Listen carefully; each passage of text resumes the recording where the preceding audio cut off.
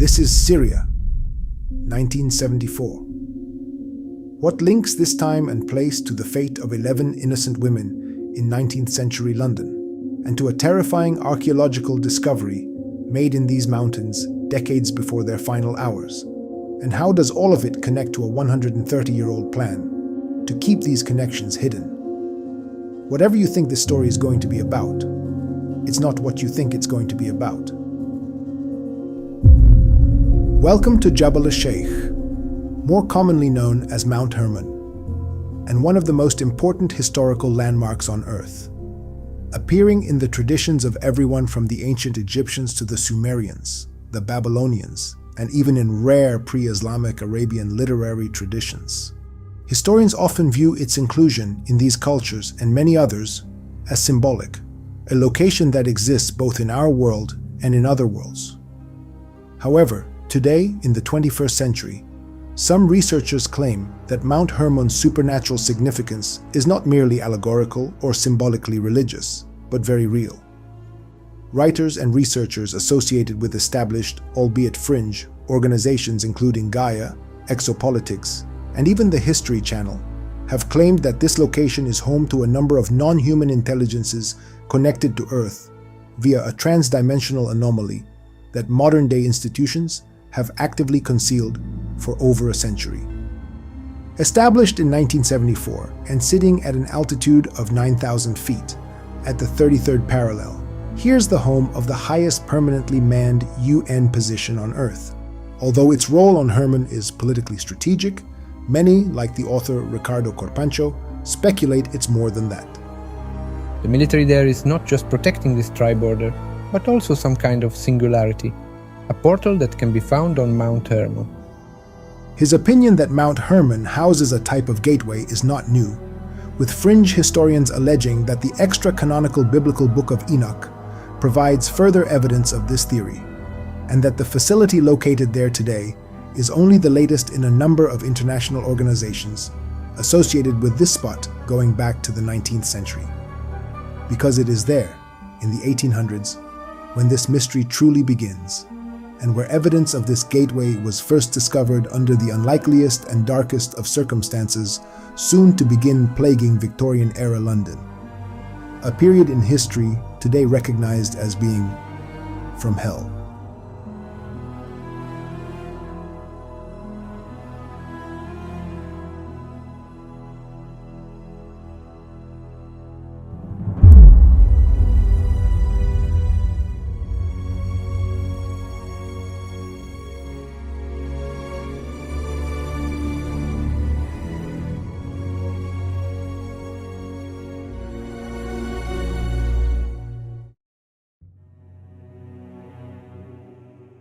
In the fall of 1888, over a period of several weeks, the UK's Metropolitan Police, or the Met, was facing intense criticism and ridicule over their complete failure to protect the women of London from a man who was becoming one of history's most infamous criminals ever chronicled, Jack the Ripper.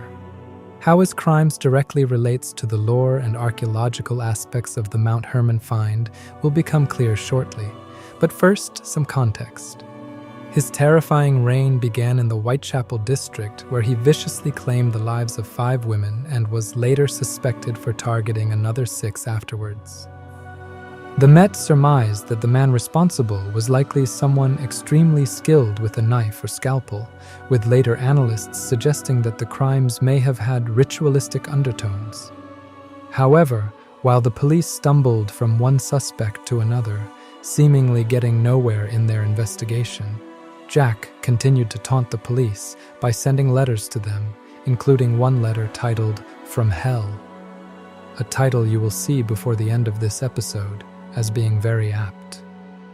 His dark reign serves as an unexpected footnote in the broader history of biblical archaeology in Syria, especially concerning Mount Hermon, as he introduces us to the man who was assigned to oversee his capture, but famously failed, Chief Commissioner Sir Charles Warren.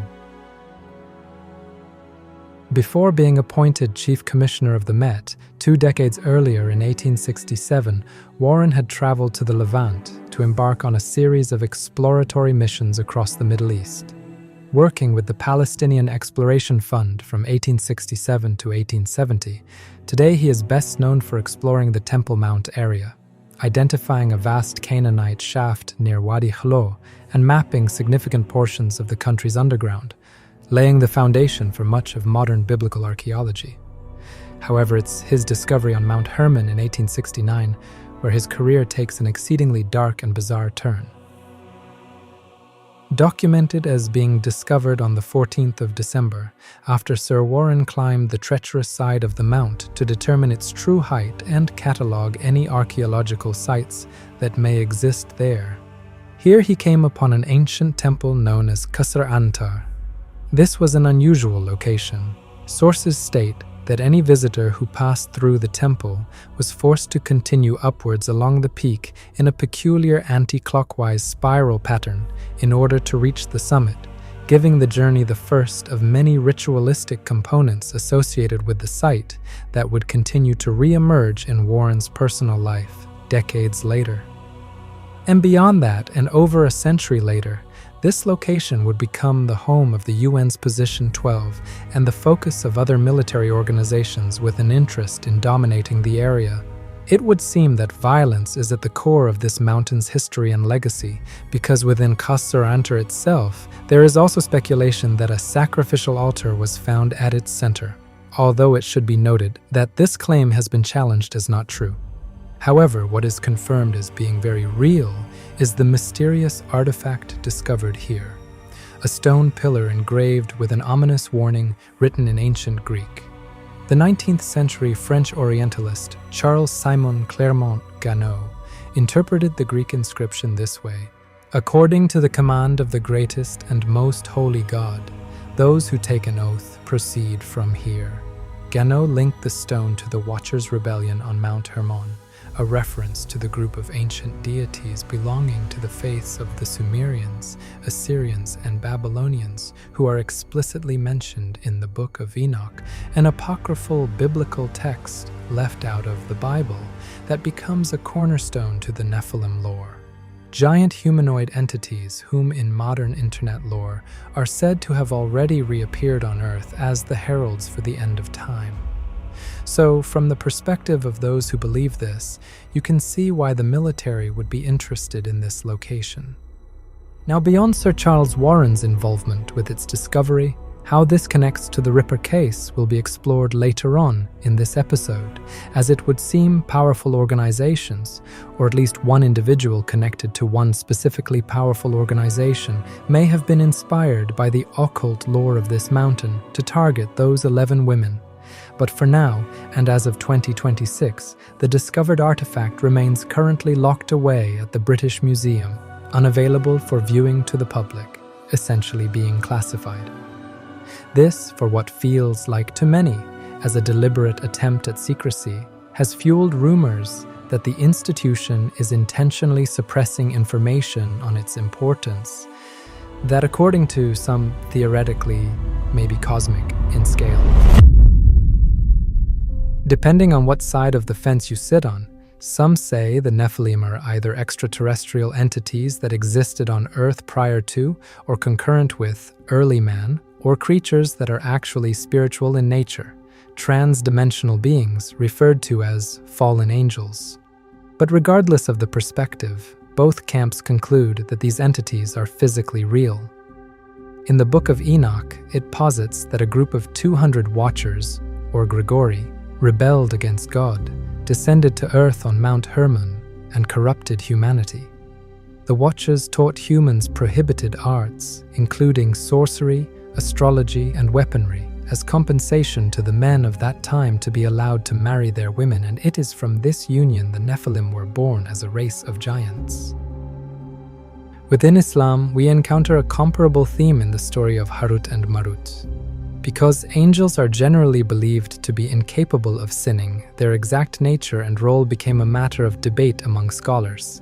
Rather than depicting them as evil beings outright, The Quranic tradition frames them as part of a divine trial involving dangerous knowledge, one that later commentators often associated with ancient Mesopotamia, in or around the land of Babylon, that being in the northern part of the modern-day Gulf. However, this is far from Mount Hermon, and it should be noted that as of 2026, the Qasr Antar temple site is now very close to where the UN outpost known as Position 12 is, if not encompassing it to some capacity. According to Ricardo Gonzalez, Mount Hermon is a nexus location where the fabric of reality, space, and even time are malleable. Describing it as being home to a literal, dimensional gateway, he argues that due to its ontological nature, the mountain consistently features throughout various ancient and religious traditions in stories that feature beings descending from the heavens. This view is consistent with the Stargate theory, most famously illustrated in the 1994 sci-fi movie of the same name. But according to Gonzalez and organizations like Exopolitics, this technology was, and possibly still is, very real, allowing instantaneous transport across space and possibly even dimensions, with devices or portals existing buried across the region from the Gulf to Algeria and possibly beyond, including in Latin America and Europe. With this in mind, could any of the secured locations on Mount Hermon, including Position 12, hide one or more projects centered on a singularity that crosses space and even time? صاموئيل كرامر ارتكب خطأ كبير عندما أشار إلى الآلهة السومرية إنليل وغيره وعشتار وغيره، أطلق عليهم اسم آلهة وهم بالحقيقة مو آلهة. ترجم كلمة أنوناكيز بالخطأ. أنوناكيز يعني معناها الملائكة. الملائكة كانوا يطيرون بجناحين وبثلاثة أجنحة وبأربعة أجنحة وكلهم سومريين، والحديث عن هذا الموضوع طويل وعميق وربما لا يعلم به حتى المؤرخون.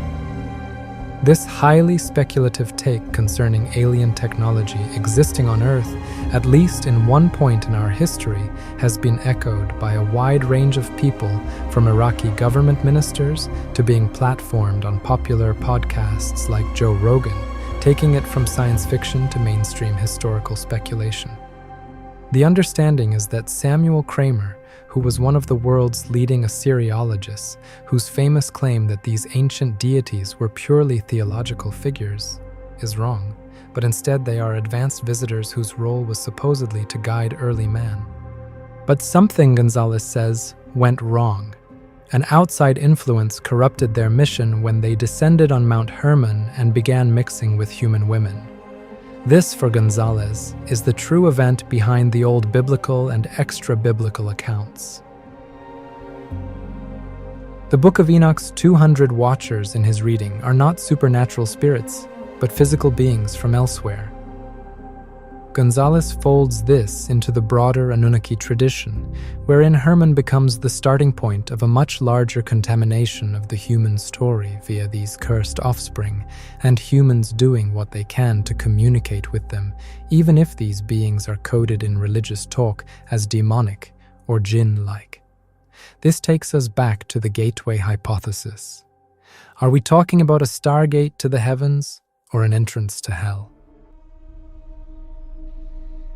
In clinical terms, Mount Hermon can be considered as a large-scale liminal convergence site, in that it theoretically serves as an anomalous threshold point, a place where, according to theology, the Watchers descend and forbidden knowledge was granted to humans. Hermon is where biblical lore, pagan tradition, Watcher mythology, Stargate theory, archaeology, and as we will see in the next chapter, Masonic symbolism all collapse into one location. Because certain high-profile voices in the fringe space have pushed the idea that Qasr Antar is the entrance point for where fallen angels entered in a careless manner, thereby making it a gateway of sorts, it has led to it being confused with another location at the foot of the mountain called Banias el-Hola, also known as a gateway to hell. More academic sources describe Banias at the foot of Hermon as a place of pagan debauchery, occult ritual, and the offering up of human beings. Keep this idea of ritualism in mind, because it is at the core of what seems like a dark cover-up that we'll explore in the next chapter. Known in antiquity as Caesarea Philippi, it became associated with the gates of hell because of the deep, spring-fed cave at the mountain's base, believed by some in the ancient world to be an entrance to the underworld. However, the darkest aspect of this mountain concerns its association with forbidden rites, of which there are many, the most principal of which being associated with the mountain's namesake, Hermon, which is in reference to the storm deity Hermon, the Canaanite that some academics argue required human offerings. This topic of rites takes us back to Victorian-era London and a series of coincidences connecting Mount Hermon's Caesarea Philippi and Qasr Antar to dark rituals being practiced in the city that suggests that a scheme to hide the truth behind why 11 women were ended and the investigation into them was ultimately bungled. That scheme hypothetically being orchestrated by the archaeologist Chief Commissioner Sir Charles Warren himself, the man in charge of apprehending the Ripper. The topic of whether aliens or fallen angels or nothing at all exist on Mount Hermon ultimately comes down to personal belief, but it serves as a backdrop for something more sinister, the number 33. The 33rd parallel has become a cornerstone of modern conspiracy thought, linking the 33rd degree of the Scottish Rite, esoteric numerology, and specific geographical locations to power, conflict, and historical events. There is a claim that throughout history, so-called high-energy sites associated with these ideas appear to align with 33 degrees north, making it, in essence, a type of ley line. A ley line, for those who do not know, is supposed to be an invisible alignment of ancient sacred sites, monuments, and natural power points across the globe. In occult thought, these lines make certain places more active for rituals, visions, or paranormal phenomena where they converge. One such place is Mount Hermon.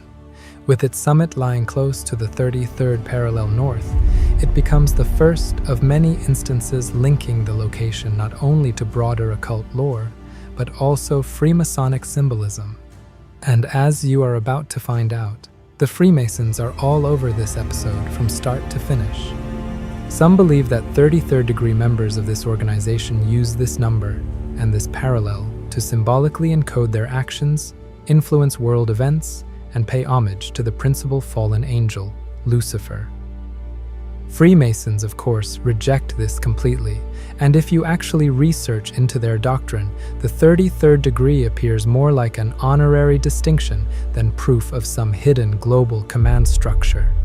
However, the important issue here is not so much what the organization officially does or does not do, but what people inspired by its symbols, myths, and prestige may do. Hermon's exact coordinate is about 33.416 degrees north. The closest equivalent location to it in terms of latitude, beating out places like Damascus and Baghdad, is all the way on the other side of the planet, Roswell, New Mexico, at approximately 33.400 degrees north, taking us right back to the angels are actually aliens hypothesis of the previous chapter. Because Mount Hermon is not just significant in fringe Christian or extra-biblical lore, it also appears, at least symbolically, within the wider world from which Masonic myth itself draws power.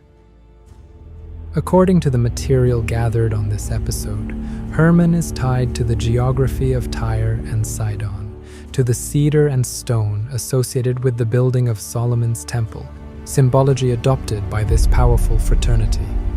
King Solomon himself is revered as a symbolic Grand Master and the visionary behind the first temple in Jerusalem. And this is where Sir Charles Warren becomes so important. Warren, in addition to being a prominent British Royal Engineer and archaeologist, was also an enthusiastic Mason who held very senior positions within the fraternity. And as it would seem, so did the Ripper.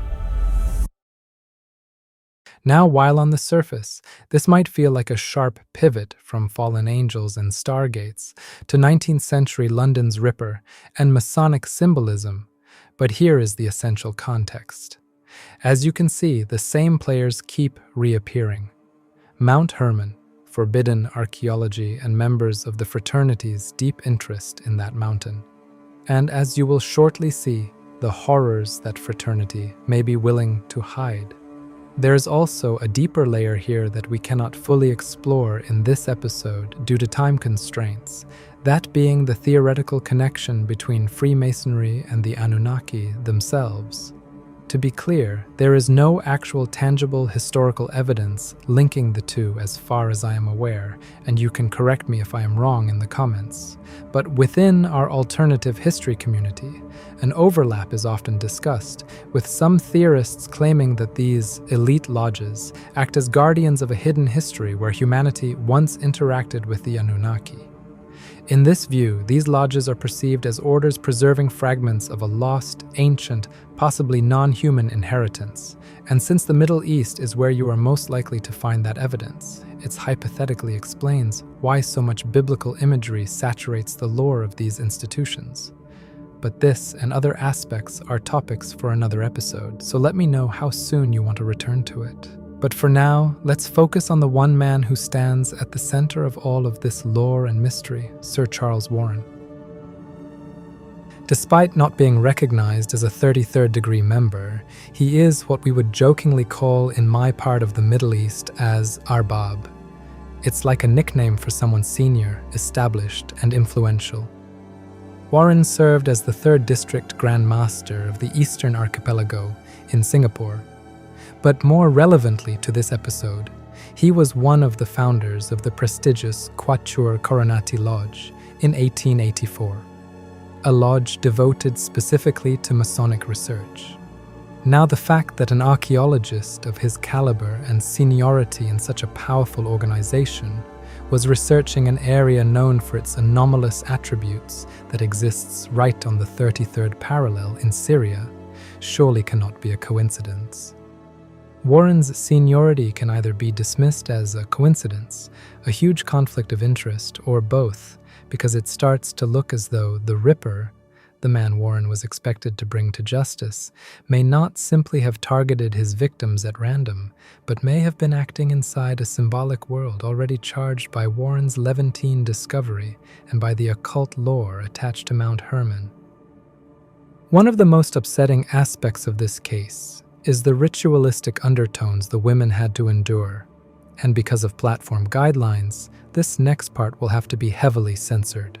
Some researchers have argued that the abdominal mutilations and throat cuts of the victims resemble the symbolic penalties described in Masonic oath language. And this is where Mount Hermon becomes relevant again, because in the Masonic world, the mountain does not stand alone as an ancient ruin. It sits inside a larger symbolic geography connected to Hiram Abiff, Tyrian builders, Baal Hermon, and the older sacred landscape from which temple mythology was drawn. So how does all of this pre-Islamic Middle Eastern lore surrounding the mountain adopted by the lodge directly connect to the Whitehall crimes?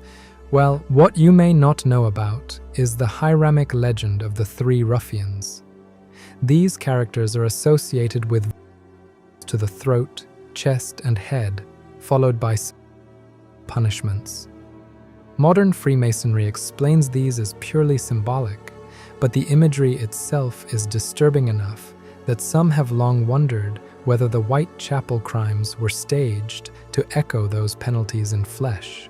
Could these women then, or symbolic punishments inspired by a master Freemason's discovery at the 33rd parallel in Syria?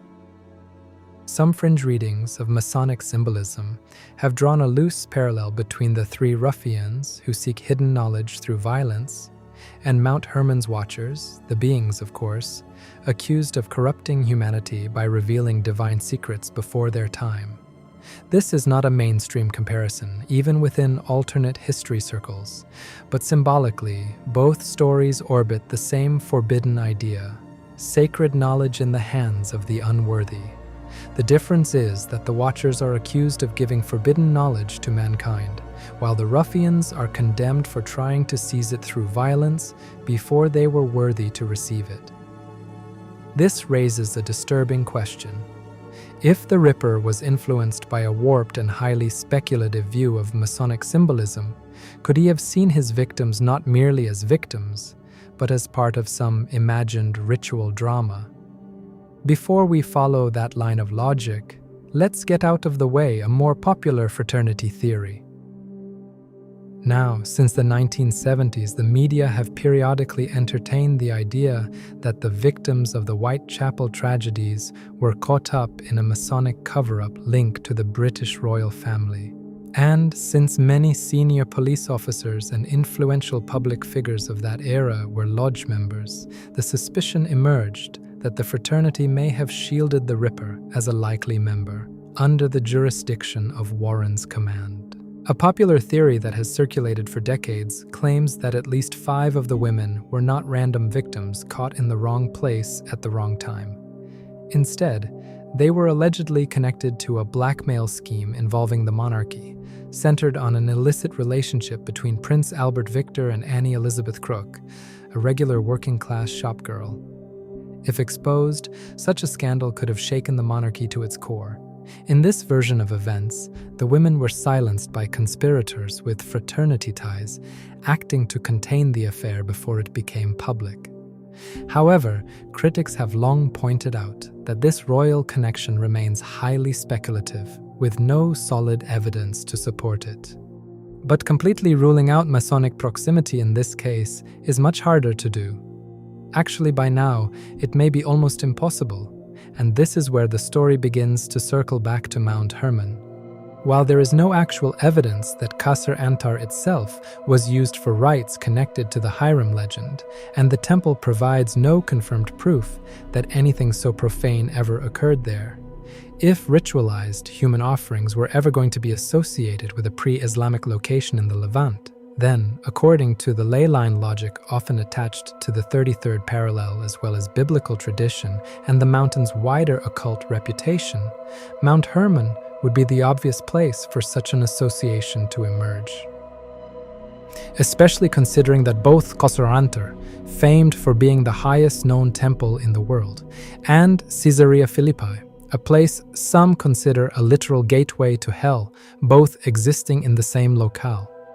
Together, these two sites feed directly into Hermon's darker symbolic identity, a place of ascent and descent, a mountain of oaths above, and a threshold to the underworld below. So, could the 11 women targeted in the Whitechapel crimes have been chosen under the influence of ideas connected to a master Freemason's discovery almost 2 decades earlier? Did Jack believe that what he was doing served as some kind of symbolic punishment, offering, or reenactment tied to fallen angels, Baal Hermon, or the old rites of the mountain? It is a stretch, yes, but only if we assume Jack had no connection at all to the wider Masonic world, because in January 2025, renewed calls to reopen the case by the descendants of the 11 victims began making headlines in the UK press after modern DNA claims once again pointed to a familiar suspect, Aaron Kosminski. Kosminski had already been a suspect during the original Whitechapel investigation in 1888. And while it must be emphasized that Kosminski himself was never proven to be a member of any Masonic lodge, what makes this detail so unsettling is that he does not appear to have been completely isolated from that world. According to research gathered for this episode, his brother Isaac Abrahams was a documented member of the Lodge of Israel in London after joining in 1884. His brother-in-law Jacob Cohen was also linked to a lodge in Manchester, and if someone so closely connected by family to men inside that secretive environment became the leading suspect, then we can see why this could be a bad look for the fraternity, taking us right back to Warren. Because if Kosminski was indeed the man behind the Whitechapel crimes, then Sir Charles Warren, the same man who discovered Qasr Antar on Mount Hermon, The same man deeply embedded within Freemasonry, and the same man later placed in charge during the Ripper Panic, somehow still failed to get anywhere near to him. That suggests that this skilled and highly decorated researcher and adventurer had either suddenly become incredibly incompetent at his job, or this is proof he was ordered to keep Kosminski's involvement under wraps.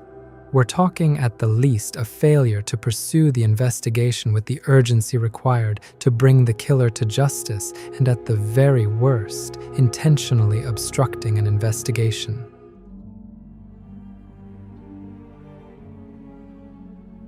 So we have covered a lot here, spanning two broad, seemingly unrelated topics, from Stargates to the Ripper. So let's summarize how it all fits together. We have Warren's discovery of an ancient temple on Mount Hermon steeped in ancient Middle Eastern lore across multiple traditions, societies, and centuries. The 33rd parallel symbolism later attached to it. The ritualistic nature of the Whitechapel crimes connected to the lore of the mountain. The emergence of a suspect with familial links to Masonic lodges. And then the failure to bring the case to a close, all culminating in a mark on this influential archaeologist's legacy, simultaneously raising red flags. And while all of these things connected through him could be coincidental, at what point does an increasing number of coincidences, even tenuously linked, begin to resemble a pattern? And if powerful men were willing to protect someone responsible for the deaths of 11 innocent women, then what else could they have been hiding? Not just in London, but on Mount Hermon itself. To close this episode, we return one final time to the mountain, at least for now. During the summer of 1934, Dr. Stuart Crawford and Reginald Hoft led a small expedition to the area surrounding Mount Hermon. There, they catalogued a number of ruins and ancient shrines, some of which appeared to be oriented so precisely that worshippers standing at them would have faced a chief sanctuary, located upon the highest of Hermon's 3 peaks. This detail is significant because, within the alternate history community, some have argued that once the Masonic influences of the early 20th century recognized the importance of these sites, they were quietly pushed away from further public academic investigation. Perhaps this explains why the British Museum has locked away the single most important artifact originally found on Mount Hermon by Warren that could suggest an extra-worldly presence did indeed exist there, and may still do. But what do you think? Sound off in the comments and share your thoughts. A special thanks to my Patreons who keep this channel going. Over there, you can support this channel monthly, where I sometimes on occasion post previews, alternate versions, and uncensored versions of my episodes. Or you can make a one-time donation, but if you can't, no worries. Still donate your like here, share this video, make sure you are still subscribed, and inshallah, we will see you in the next episode.